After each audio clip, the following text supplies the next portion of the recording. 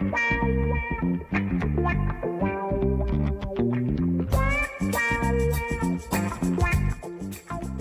the Let's Talk Polyamory podcast, where we talk about all things consensual non-monogamy, polyamory, swinging, and all things about how you can have a secure and sexy relationship. Now here's your hosts, Tara and Andre. So excited about today. How's that? Because we're going to air a little bit of our dirty laundry, but in a fun and informative way. Yeah. I feel like we're often just open books talking about our dirty laundry, but that's good. It is true. But I think today we're going to specifically focus on some of the mistakes we've made when opening up and transitioning to being polyamorous. Yeah, we definitely would not have enough time to cover all the mistakes we've made, no matter how long we want. No, for sure. So we're going to try to keep it short and tell a few stories, and hopefully you'll learn from our mistakes. So would love to know in the comments, if hands up if you've ever made a mistake. I'm going to put a couple hands up. And feel free as we go along in the broadcast to share some of those, ask questions and that sort of thing. So yeah. So we've definitely had our share. Yeah. And we're going to be making, more mistakes going forward for sure. Oh, for sure. Yeah. I mean, we definitely will make mistakes. I think things are a little bit different now, though. I think we have some better tools and but we're not perfect. No, not perfect. But I wish, I guess it's often said, but I wish we would know now what we should have known back then. Right? Oh, for sure. We could have, saved ourselves a lot of hurt and other people as well. Yeah, because we're approaching 5 years being together, and I think it's taken us a good part of that to kind of figure things out. Mm-hmm. And I mean, I'd love to shorten that timeline for people. I mean, I think the one thing that I love about you, I always say this, and because of your background, it's really noisy outside. Maybe I should close the door. We're going to die in the heat. Because of your background as a therapist, I think you have a really great openness to communicating and listening without judgment. And I think that's been a huge part of our success, because that's definitely something that I had to learn. So, yeah. Yeah, well, I think part of it is that in my training, I was taught how to look at what was going on and look at my emotional investments in it, but then also realize how much of an investment I was putting into anything. So how important was I making it? Right? Okay. So I think one of the keys, speaking to a couple that's been together for quite some time, we asked them what it is that was the secret of their success. And they said that they were able to recognize when to make a bigger thing out of things that seemed very, very important, and when were they able to minimize things. So I think being able to be a good listener, often we can be very invested in what we're hearing, but we can also recognize it and try to be a little bit more objective and say, okay, you know what? Let me just calm down a bit. Let me see if I can kind of take away the moral aspect, take away my own personal part of this, and be a little bit more objective. Would that help me to be able to be more open to listening to things? And often it does. Yeah, but that's a big thing to ask of someone. It is. I was going to say, Andre, because we don't have your special mic, you're going to need to speak up so people can hear you. Lean in. So, so I think, the difference for us now is that I feel like when things happen to us, those things kind of power our relationship. I think that's what's really cool about it. So power our relationship? Yeah, every time something happens new or different, or we change the way we're doing things, I feel like it powers our relationship. We always advance in it. And I think that's awesome. It's not always the case for everybody. So so we're going to, in no particular order. But you're absolutely right. Yeah, just saying to that, we had, starting off the weekend, right? I think it was that sort of thing. We were talking about how we're going to approach something, and we had very, very different approaches to it, right? We're very different in that way. And I could feel it kind of getting heated a little bit, right? Because we're both very invested in this thing. Definitely heated. And definitely heated.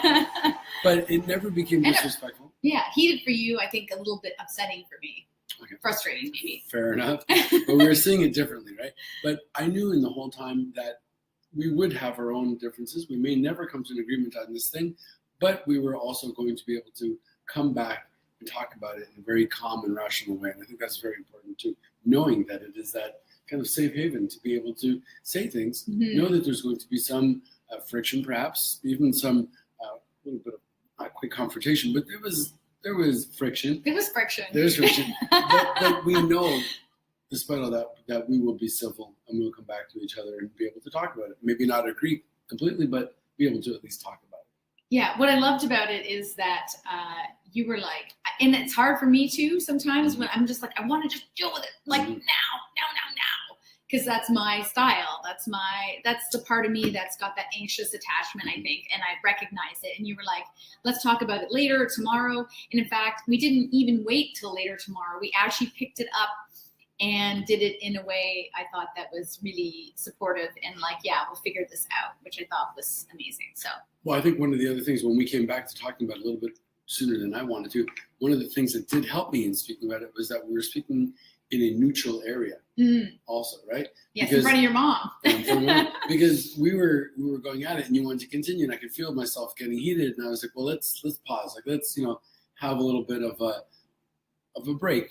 And it was for myself that I could feel myself not wanting to have to go there. Mm-hmm. But knowing that when we spoke in the neutral area in front of somebody, I knew that we would both remain rather civil, which we did. And we were able to just talk about it in a very open and casual way. Yeah, you brought it up, which I thought was interesting. I was actually surprised because you were the one that said, let's leave it for now. But anyways, let's get on with it, all the mistakes. So join in the discussion, drop your mistakes in the chat if you wish, because I'm sure there's other people that have done the same thing. So, okay, so in no particular order, I think one of the first things, and we missed a misstep and mistake, was not having all the essential conversations. Mm-hmm. So there's lots of examples around this. Yeah, but again, when we're going into it for the first time when it's unfolding, how would we know what all of those essentials are to be, right? Well, but now we've gone through it and we do know, and we're able to. I wish we would have come across people like us that we could have asked and said, like, hey, like, what's the one-on-one? Like, would it be okay if I do this, or should I never do that, or how do I feel about this? Mm-hmm. So we didn't know about groups like this.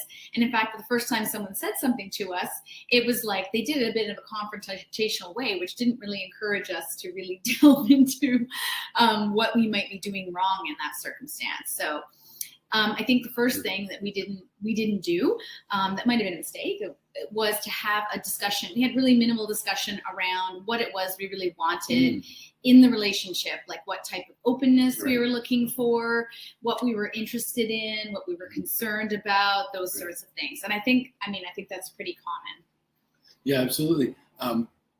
Little things, even like, or maybe big things, like, what level of emotional investment do we want in the other person? Or, what are we willing to take in or not want to share? Yeah. No, exactly. And then that just doesn't just impact us. It actually impacted other that we met. So for example, I think people, if you've been following us for a while, you may know that our first foray into opening up our relationship was to spend time with individual women. I would love to believe that we weren't unicorn hunting, but I guess it's always possible that might have been the situation. Although the people we met were we're very fortunate, I think, very strong women who were very in touch with what it was that they wanted. And I think they clearly communicated that. So I think we were fortunate in that way. Did you see the asterisks in my eyes? The asterisks, yes. Yeah, as you're saying that about unicorn hunting. Yeah. So I get that you don't want to be unicorn hunting in the sense that you were wanting to take advantage of somebody or, sexualize them as an object, whatever it is. But that being said, there are people who do want to be unicorn hunters 100%. And do want to be unicorn. So it's all good for. Oh yeah, for sure. We did a whole talk on unicorn hunting. If you didn't see it, it's really great. I feel like we presented a pretty balanced view of it because it's not necessarily unicorn. Some people may not know what unicorn hunting is, but usually that's a term used when it's often heterosexual couples looking for a primarily a woman. And this can happen. And I know there was some comments in the group about how this can be unethical because there's lots of situations that arise, such as when people, there's some couples privilege that sometimes happens where people set up specific rules that impact that other person without even, telling them about it or being totally clear about what they want. And I think one of the people in the group just mentioned that as something that comes up for them, this idea of hierarchy. Right. And the idea of the couple's privilege, in a sense, you're not necessarily offering each person an equal chair at the table, right? Exactly. So exactly. So you may setting rules that impact them, but not. But at the same time, some people also argue that the unicorn might have a lot of power, right? Being like in an S&M relationship, and they can say to the couple whether or not they want to participate in certain things or ask certain things of the couple as well. Yeah, for sure. And I think we had that experience with some of our first friends that we met. Yeah. And what's interesting too, and I guess I don't feel like it's unicorn hunting in the sense that like all the people, with the exception of one, who just kind of fell off the face of the earth, we still have relationships with, friendships with. So I like to believe that we did it as ethically as we could have at the beginning. So the idea that we're still friends with them is a good indication that they were not feeling as though they were unicorn. Huh? I think so. I mean, we'd have to ask them. Maybe we need to ask them. Actually, they're in the group. Right. So what about you? Have you ever been asked to be a unicorn? And were you flattered, offended? What were you thinking? I definitely get approached on some of the websites from couples and that sort of thing, looking for a single woman to join them. I always have a little bit of exception to the term adding in or joining, because it feels like I feel slightly objectified. Having said that, I have had more recently an experience, but I'm friends and have been a lover to both these people. So that didn't feel like a unicorn in that sense, because I was with a couple, but I also had individual relationships with them. Oh, interesting. Yeah. Which I like. And I think for some people, that's how they want it. If they're solo polyamory, they want to have a situation where they can have their own individual relationships with each person. And it's more of on an equal basis. I mean, I think it's tricky, though, when you nest together and that sort of thing. Like if you have a nesting partner, you can have that little bit level of hierarchy more than if you lived separately. I don't know. Yeah, you were going to say something. Gone with the wind. Gone with the wind. So one of the other essential conversations we probably didn't have was, not clearly communicating to others what we wanted. Yeah. I mean, I don't know if we should admit this. Sure. Should we admit it? Admit everything. Just say everything. The truth will set you free. Well, when we first started, should we tell the little story? You've opened the door. Let's hear it. We were really early in our relationship, so people don't know us. This is kind of the origin story. I mean, there's more to it, but the basic one is that we were fooling around one night and having a good time. And I think you said... Having a very good time. Very good time, as usual. And you said, oh, it'd be really handy if I had another set of hands here. And I was like, ooh, that would be hot. And then you were like, really? And then you were going away the next day, I think it was. And I was leaving for 6 weeks with another girlfriend. Yeah.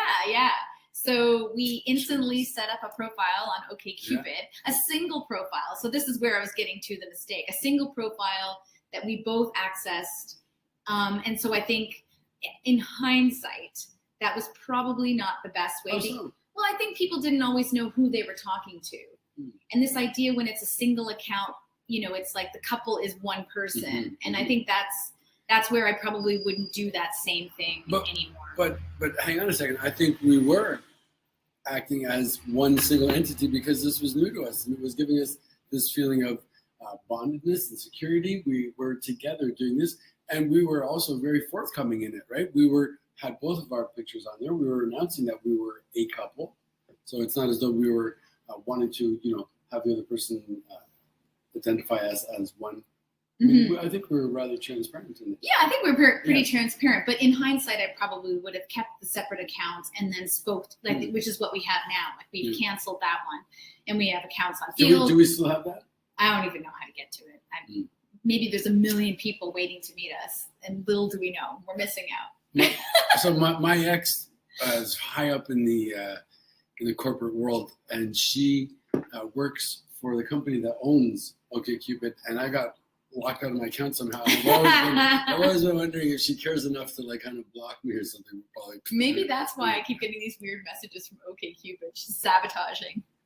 I doubt it. I don't think we're on her map, so it's okay. Okay, and the other, I think, just to move on, the other essential conversation I think we didn't have at the beginning is with talking to each other and others about sexual health and testing, Mm-hmm. STI testing, and actually requiring that. Like that's now one of my boundaries. Mm-hmm. This is our PSA, right? So we always, I think every live we probably repeat this about getting tested. And in the beginning, when I was in the mono world, I would say it was probably more difficult for me, well, because I was at a different place also. But I was concerned of how it would be perceived if I were to bring up the idea of talking about sexual tests and STIs and STDs. And would they think of me as any way kind of corrupt or perverse or whatever it was? I had these ideas about it. And it was not so fluid, not so easy to bring it up and announce it initially. But as I became more confident in myself and more accustomed to being able to do it, I was able to bring it up in a very matter-of-fact kind of way. But I always felt good about myself having brought it up because I knew that I was being transparent about it and I was wanting to alert them. But also, I felt a sense of responsibility to you and my other partners that I must maintain our agreements. And one of our agreements is that we do talk to people about sexual testing, about their sexual health, their sexual history, because even if we do use condoms, it doesn't eliminate, it reduces the risk of STI. So we want to know what's going on, but also my responsibility is that if something should happen, I have to hit that stop button and say, okay, everybody who is involved with me, something's going on, we need to alert the community, and as we've always done in the past. And it just makes it a very secure and safe way, and it builds trust. I can trust that my partner's doing the same and we're doing those things, and it gives us a very good feeling of being open and secure and being open and secure. Yeah. And I think it also encourages others to do the same. Yeah. In fact, I had a conversation last week with a friend and lover of ours, and they were telling us about, being at this party and all this other stuff.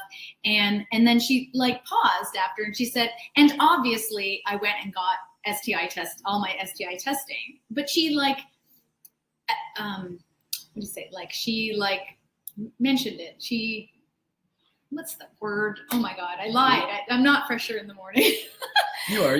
She offered it. She offered this information to me without even asking, because we are potentially going to be seeing them very soon. Oh, fantastic. So I thought that was cool because, people know that about us. And so they behave the same way and they share that information. Share. That's the word I was working. Disclosure. Thank you. Oh, hey, Laura. It's the beautiful Laura Sanchez. Happy belated birthday, Laura. Yes. Those are some good comments too. Okay, we'll go back to some of those. So we talked about so shifting to activities of doing things together to ones where we date separately without a plan or conversations or self-work. That's a big one. Do you have an example of something like that? Do I? No, it's just more general, because I think when we first started, we did a lot of things together. We started meeting individual people, and then we moved to going to parties and stuff like that. But then we branched out to starting to meet people on our own and having dates on our own. So I think for me, some of the things that I didn't do, which kind of goes into the next mistake, is kind of really thought about how this might impact me and what I can do to create, self-soothe and, deal with things like that before we jumped into that. Yeah. Do you remember what it was like when we first started doing it? Did you have a feeling or thoughts that came up? Can you recall what it was? Yeah, for me, it was like that intense feeling of jealousy and just restlessness with the feeling. It's like you feel it in your entire body, where your chest is heavy and you're wondering what they're doing and you're upset. And then you're upset because you think, oh, I should know better.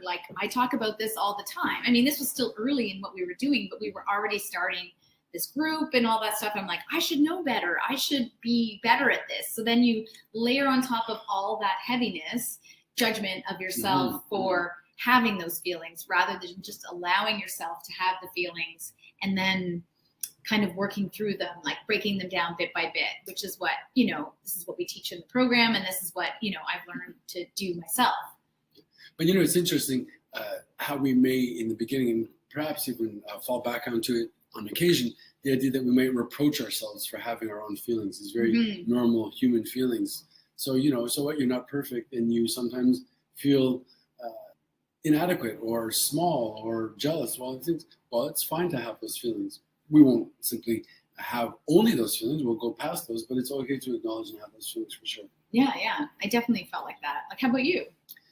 Yeah, and in fact, I was surprised to what level of jealousy I would feel on occasion, because I thought I'd rather secure about it, be able to intellectualize it, whatever. And yet sometimes it pops up and wow, like I didn't know.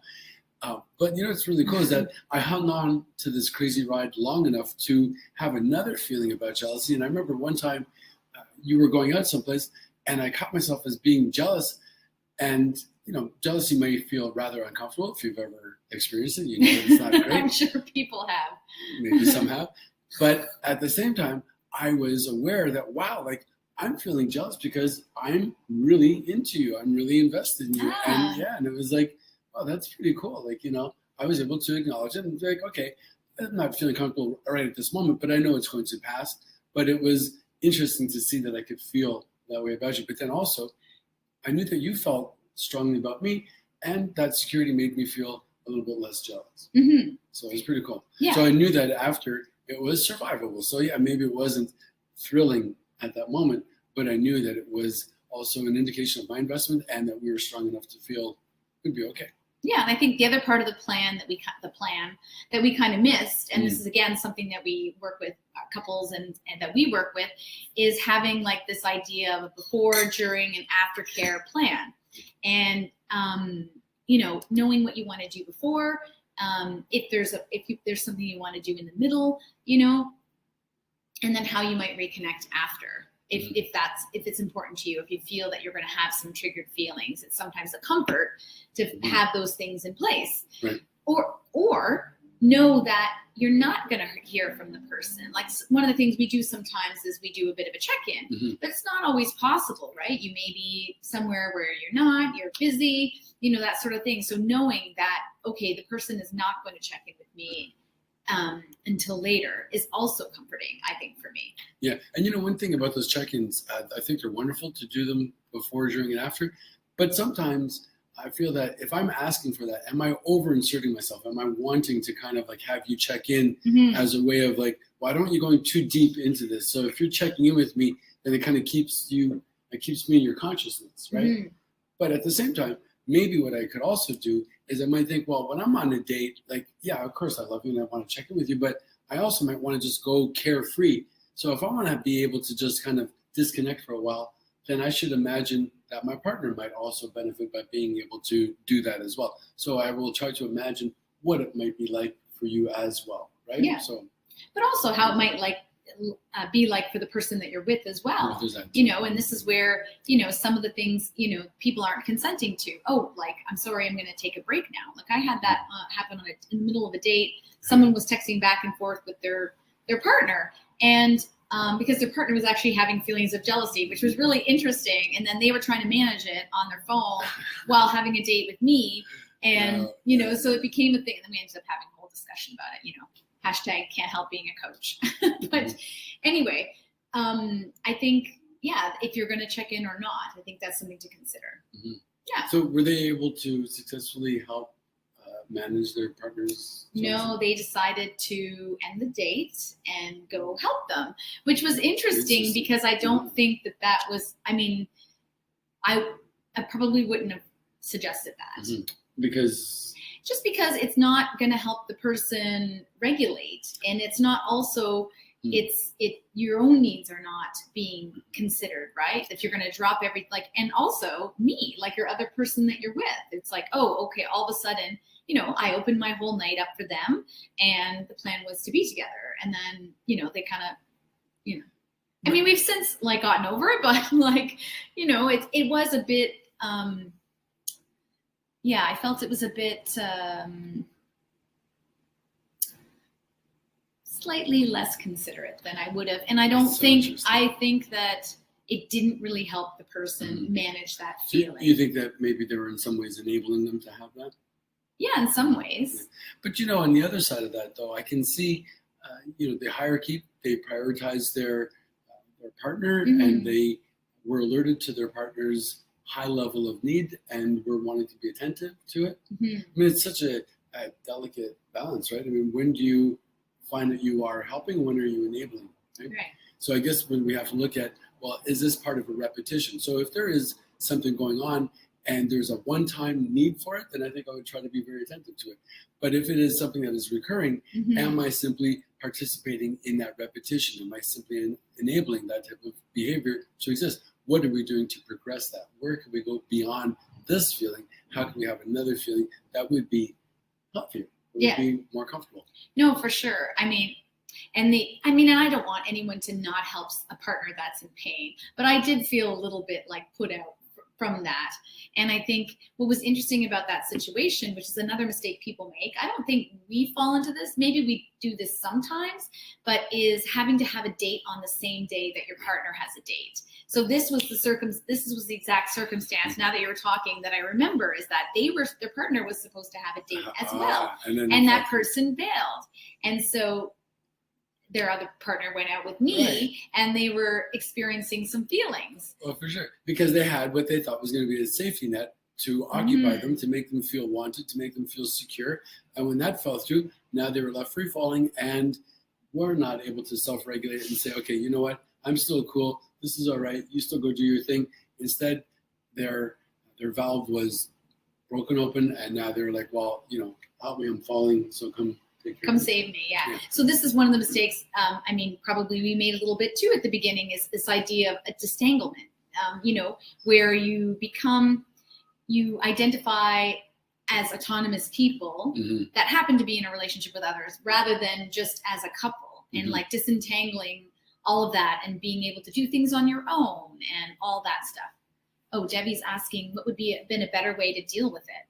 Well, like I was saying, I think what I would like to do is find out if this is in fact a one-time thing that, generally they seem as though they're able to self-regulate and feel rather secure, then great. But if this is part of a repetition, then I'd want to look at what is at play and what factors could we look at in order to create a greater secure feeling in that person. Mm-hmm.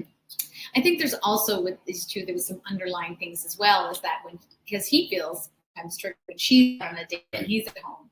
So that was sort of part of it as well. Yeah. So, Anyway.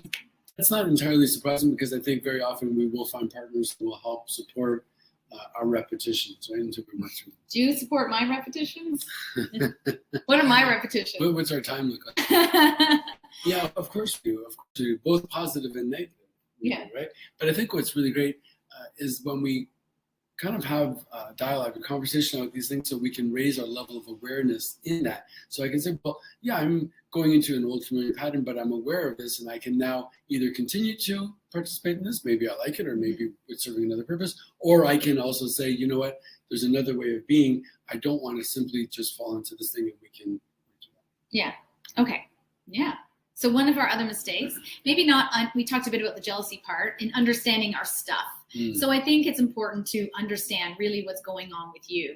And I think one of the things that plays into things for many people is knowing what our attachment style is and how we're going to relate to other people by default in relationships. I got distracted. I'll admit it, busted. I read Debbie's comment about why not asking your friend's partner to join you on the date. That's a fun idea. I never thought of that, but that might have been a good idea. Sure. Yeah, it would change the dynamics. It would change the date, but who knows? It would be fun. Yeah, I don't know if they were doing dating together. I don't think they were, but it might have been interesting. That's cool. Great suggestion. Maybe your friend's partner could have been your unicorn. The two of you guys being human. Maybe. So I think, just to go back to me, so I said, talking about our stuff. Yeah. Making sure you understand what your stuff are. So, and I know this is super helpful. What did you say? Stuff is. Stuff is? Stuff are. Stuff are. Stuff are. Stuff. What? Your and stuff? And Sophie and stuff are. No, but like understanding our attachment styles are, because I think, I just did something fairly new to us, like during our time, but understanding where you're coming from in terms of like, if you're that I Right. have, while mostly secure, I have some anxious tendencies, and people who have, say, avoidant tendencies Mhm. might have a harder time to approach difficult conversations, or might hold back and then Right. feel resentful. Yeah, absolutely. Or just even allowing ourselves to even enter into a relationship, right? We might find that our attachment style prohibits too great of a level of intimacy, and we might find ourselves acting in other ways that avoids it. So yeah, can we know where we're coming from? Can we have some rudimentary understanding of that? And also then can we hear and appreciate and listen to where our partners are coming from? Yeah. Very sure. important. Good to know our stuff. Yes. Yeah, so knowing your stuff. So that's why part of our program is also, we do talk about attachment styles. Mhm. Oh, and a baby poly. I love that, baby polys. Any tips? Oh, so many tips. Where to start? This is part of it, knowing what mistakes you're going to make, for sure. Mhm. And we definitely have we have all this stuff in our program. You know, that's I think it's what you just said, but yeah, basically knowing that you are going to make some mistakes, Mhm.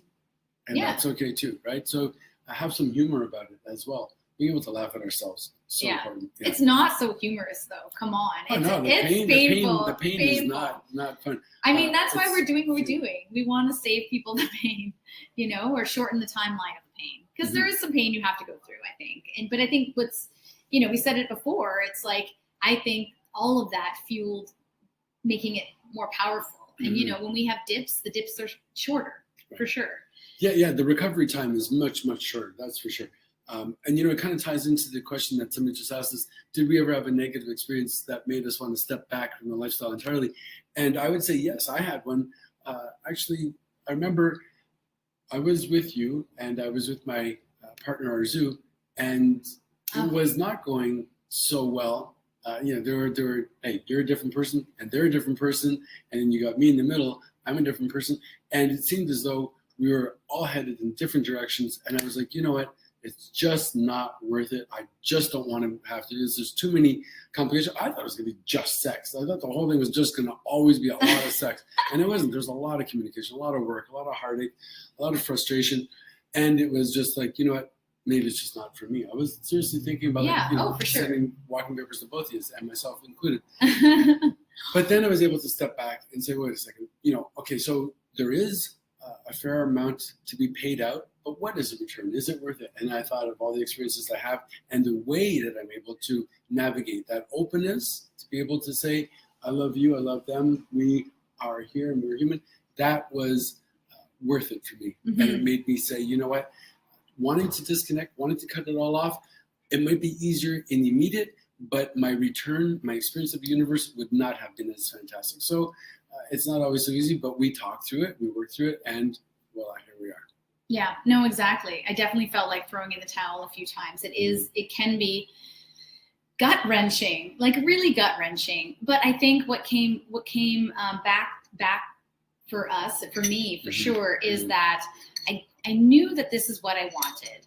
And I think I knew that if I didn't keep going through, or that we put a pause on it, which is something people do all the time. Well, let's just take a break until we're feeling better, and then think that in like 6 months from now, they're magically going to feel better. You know what I mean? We kind of pushed through and kept going. And I think it's totally worth it. It's just, it is some work. And, we want to make it easier for you to do that.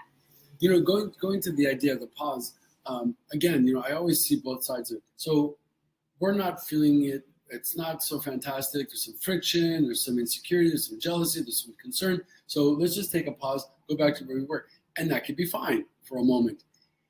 But if you're only taking a pause and then hitting the unpause button. Yes, the play. You're going to pick up right where you left off. So exactly. What has changed? What have you done to progress the situation? Yeah. So if you're taking a pause and just taking a pause, then it's going to be just where you left it. Are you taking a pause and doing something to address what the issue is? That's entirely different. Yeah, like I worked with a couple and they had done just that. They had something that had happened actually several years ago, and it was sort of festering. And during COVID, they decided they would use this opportunity to take a pause and work through the things with me. And it was amazing how they came out of that. But they didn't just pause, like you said. They were actively doing things to address the key points, the key things in their relationship that needed strengthening, and basically rebuilding the relationship strength from the bottom up, and then having the opportunity then to open up themselves up to new experiences, which was amazing. Yeah, fantastic. It was amazing to watch, actually. Yeah, it's great to have that openness, willingness, and to go at it. Yeah. Fantastic. Yeah, because sometimes you can't do it yourself. That's the thing. It's not so easy to see your own things. Like I say, I feel like I benefit from you. You can sometimes pick yourself up out of yourself, I think, and be you as therapist in how you deal with situations. And I think that's been super helpful. So. Great. Yeah. Where are we? So one of the other things is maybe, and this is maybe covered a bit, is not expressing our needs and feeling disappointed or frustrated because the other person didn't magically figure them out for us. Yeah. Well, I mean, I think we talked about that very recently, right? The idea of how do we express ourselves? How do we let it be known what we're wanting? And again, it's going back to the 4 steps of the cure, right? Knowing what it is you're wanting, finding a way of getting it, and being happy having it. So if you are not able to self-identify or self-express how you're wanting to be treated, the things you're wanting, and you don't get them, well, then what were you expecting in a sense? So it goes back to the very base. How do we express what we're wanting?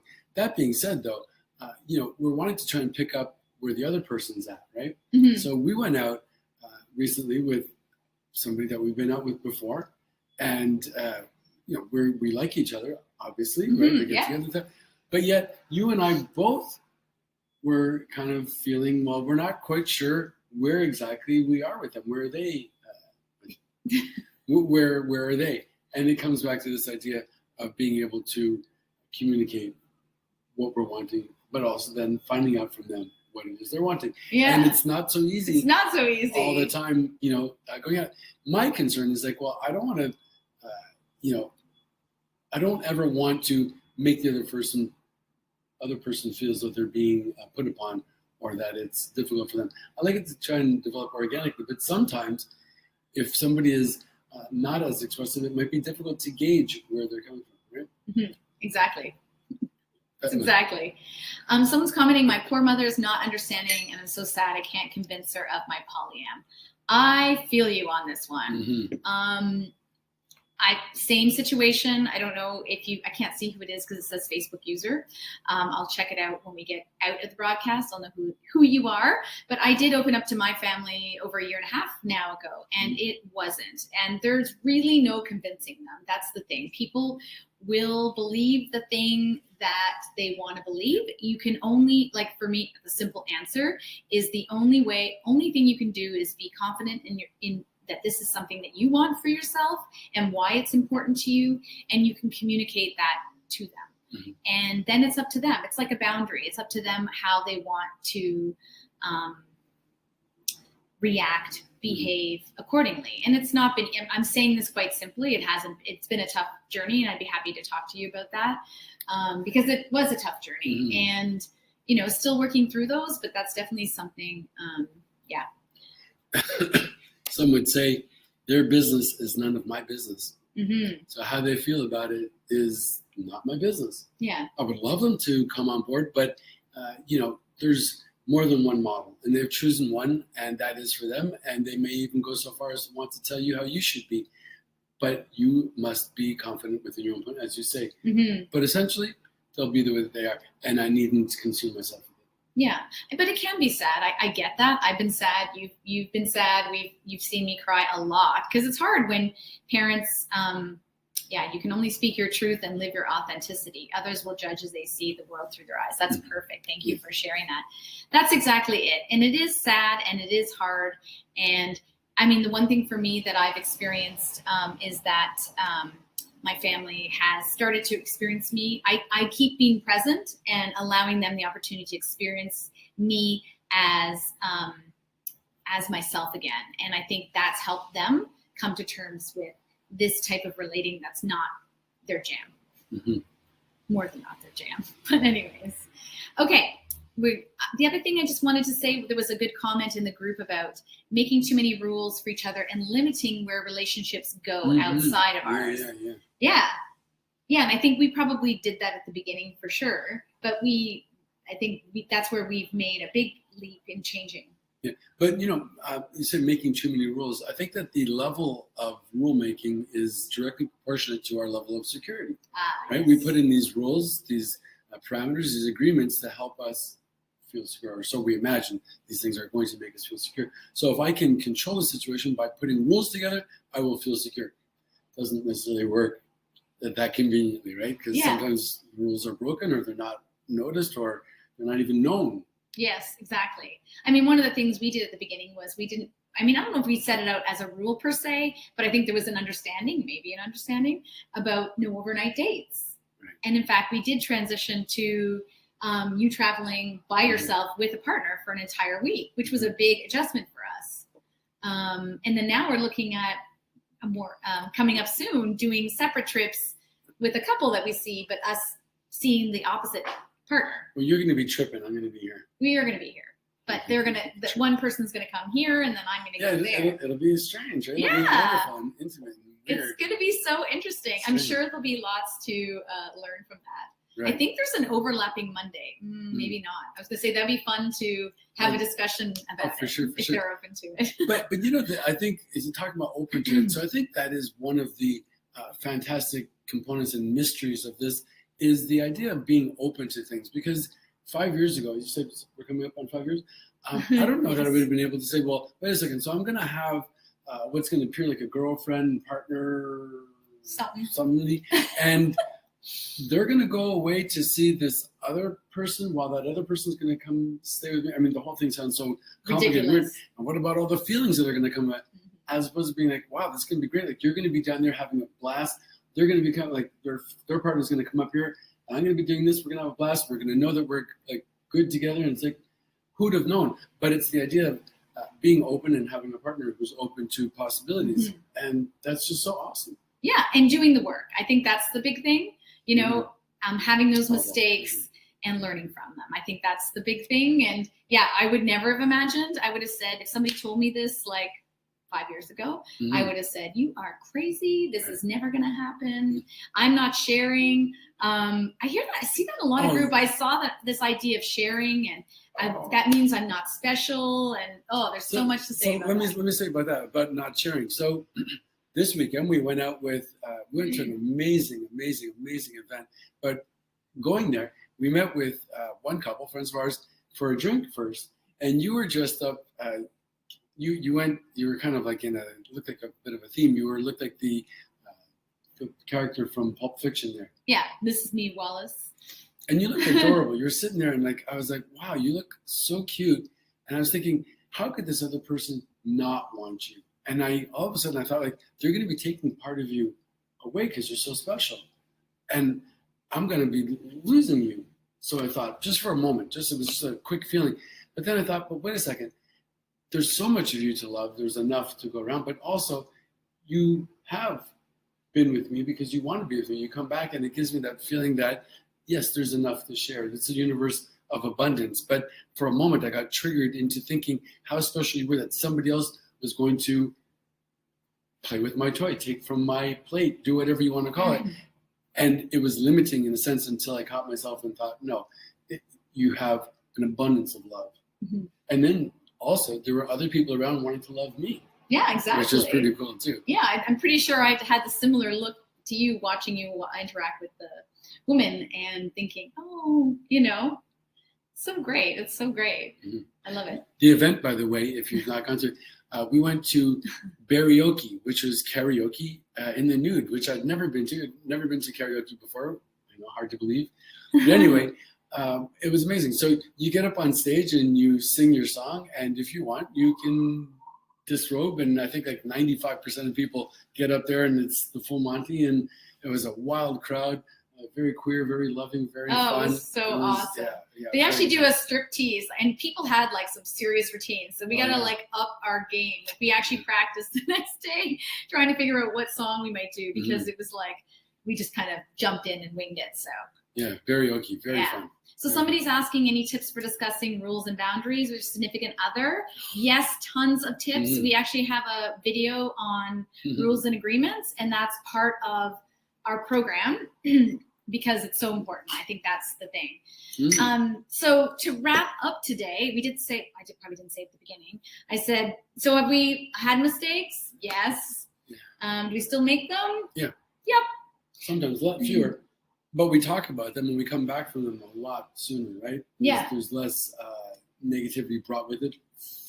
Far fewer resentments. I don't know if I have any resentments at the time, but we'll take a look. Well, that's what I'm saying. Like we have the recovery time is so quick because we've built up the skills and tools and in our arsenal, not a good term, but you know what I mean? We have them on board with ourselves, that we carry them with us, and allows us to exponentially decrease the time.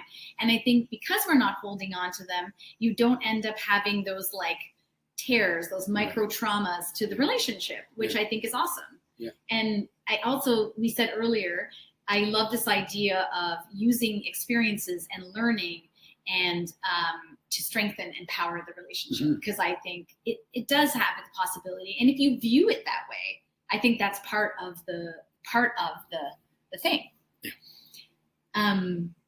I'll just keep going. Yeah. I think the other part of it is that we can anticipate things that might come up and communicate before they happen. So for example, this idea of traveling separately, I'm sure we're going to have long conversations, and we're probably going to have those conversations with the people we're traveling with too, about how is this going to work? How do we want to check in? Like, are there things that we're comfortable with, not comfortable with, that sort of thing. And so I think that would be really important to do. So I think as part of the way we've grown over this time is knowing that we need to have those conversations in advance. Yeah. Yeah, whenever possible, really try and talk about things beforehand.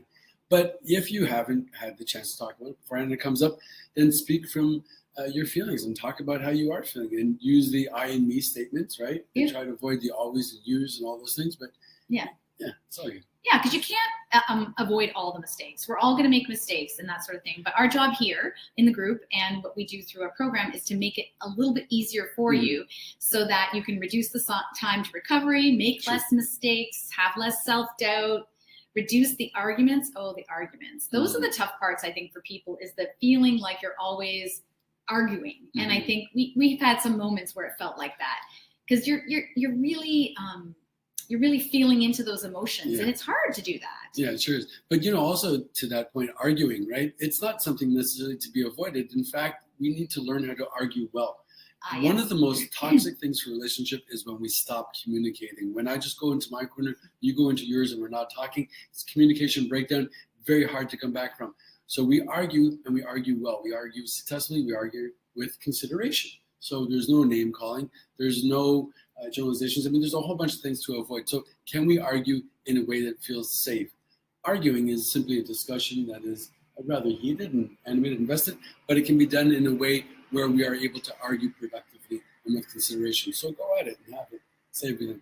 Well, it doesn't have to be an argument, though. No, but the word argument, I don't think is necessarily such a horrible thing. No, for sure. It's just if we approach it in a healthy way. Yeah, for sure. And that's part of what we do in our program. We have a whole process called attunement communication, which I've talked to several couples and people, and it's super awesome. And we've been practicing it for quite a while now, and it's definitely helpful. So want to make sure we get that out there to, we've been talking a bit about our open relationships and polyamory mastery program. Basically what it is we put together the best of the best just for you, all the training, the tools, the activities, and that sort of thing. It's the step-by-step process. We can guide you through all of these things so you can navigate your open or polyamorous relationship in a way that feels safe and secure and supported and fun. And increases your satisfaction. Like that's what we're all about, is increased satisfaction. If you join now, we will make sure we get you into action right away. We have a one-on-one where you can meet with us to get started. And then we have some great tools already set up that you can get started on. Cool. So I'm pretty excited about this. You can always reach out to us to chat. We're here. We're queer. And that's it for today. Yeah. That was a good one. Whew, lots of dirty laundry. I hope you guys learned how to avoid some of our mistakes, and we'll chat with you again soon. Bye. Bye. If you want to explore polyamory, open up a relationship, or try your hand at swinging, we can help. Check out our website at taranandre.com for information on our Poly Newbies digital course, or our deeper dive open relationship and polyamory mastery program where you get direct coaching from us. There's also other individual and couples coaching options there as well. Thanks for listening to the Let's Talk Polyamory podcast with T&A. Don't forget to subscribe and give us some love on your favorite podcasting platform. You can check out the show notes for any of the links to the courses or information we talked about today. Thanks and have a fantastic